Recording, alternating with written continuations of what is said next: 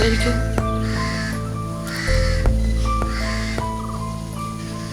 കഴിഞ്ഞ പ്രാവശ്യം വന്ന ചേട്ടനല്ലേ നമ്മളോട് സംസാരിച്ചത്.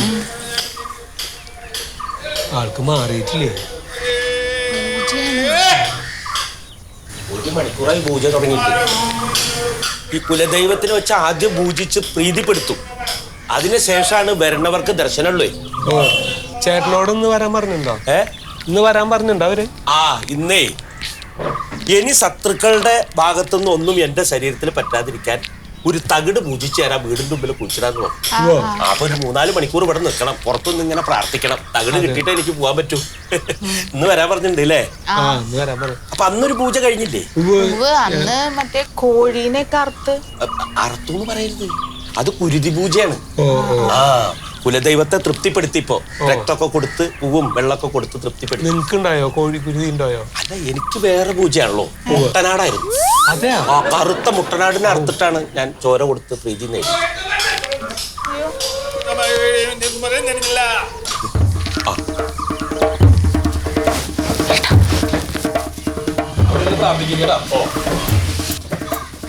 നിങ്ങളുടെ പൂജ റെഡി ആയിട്ടുണ്ട്. നീ ഞങ്ങളാണ് അല്ലേ? ഭാര്യ മാത്രം വന്നാൽ മതി. സിദ്ധനും ഭാര്യയും മാത്രമുള്ള പൂജയാണ്. അയ്യോ, അല്ല അപ്പൊ അങ്ങനെ ഒറ്റയ്ക്കാവുമ്പോ പേടിയാവില്ലേ? എനിക്ക് പേടിയില്ല. അല്ല, നിനക്കല്ലേ എനിക്ക്. എന്താ അവിടെ ഈ ചേട്ടനില്ലേ? ആ ചേട്ടന്റെ കൂടെ ഇരുന്നോ? 3 മണിക്കൂർ സമയം എടുക്കേ. ഒന്ന് പുറത്തൊക്കെ കറങ്ങിട്ട് വന്നോളൂ. അയ്യോ, ഇതില് പൈസ ഉണ്ടേ. എനിക്ക് അങ്ങനെ ഒറ്റയ്ക്ക് പോകാൻ പേടിയാ. ചിലത് കണ്ടുള്ള ത്രാണി ഉണ്ടാവില്ല. അമ്മാതിരി പൂജ നടത്താം നമ്മളിവിടെ. അതെയോ? അതെ, സന്താന സൗഭാഗ്യം ഉറപ്പാണ്. എനിക്ക് അത് മതി സ്വാമി, എനിക്ക് അത് മതി. എന്താ അറിയോ, എന്റെ അമ്മ ഇവളെ പുച്ചിക്കാണേ മച്ചിന്ന് വിളിക്കുക. ചേട്ടനോ? ഇവളെ മച്ചിന്ന് വിളിക്കുമ്പോ ഞാൻ ആരാ മച്ചനായില്ലേ? അത് നമുക്ക് താങ്ങോ? എന്നാ വന്നോളൂ. അതെ, 2-3 മണിക്കൂർ പൂജ ഉണ്ടാവുന്നല്ലേ പറഞ്ഞേ? ഇരട്ട കുട്ടികൾ ഉണ്ടാവാനാ സാധ്യത കേട്ടോ.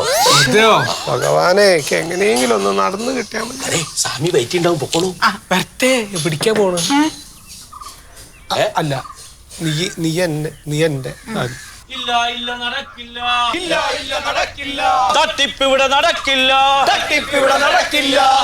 സമരം വിജയിക്കാനുള്ള പൂജയ്ക്ക് വേണ്ടി വരിക തോന്നുന്നു.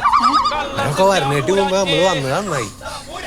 തേങ്ങാക്കള്ള സത്യശീല, സത്യശീല, ശാസ്ത്രബോധം സിന്ദാബാദ്, ശാസ്ത്രബോധം സിന്ദാബാദ്, ശാസ്ത്രബോധം സിന്ദാബാദ്, ശാസ്ത്രബോധം സിന്ദാബാദ്. ഒന്നും ഉണ്ടായി നിൽക്കണേ.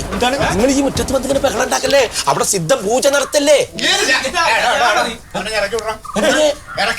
തേങ്ങാക്കള്ളൻ ഇങ്ങോട്ട് ഇറങ്ങി വിടറ. തേങ്ങാക്കള്ളനൊന്നുമല്ല, ഇല്ലാത്ത കാര്യം പറയല്ലേ. പേര്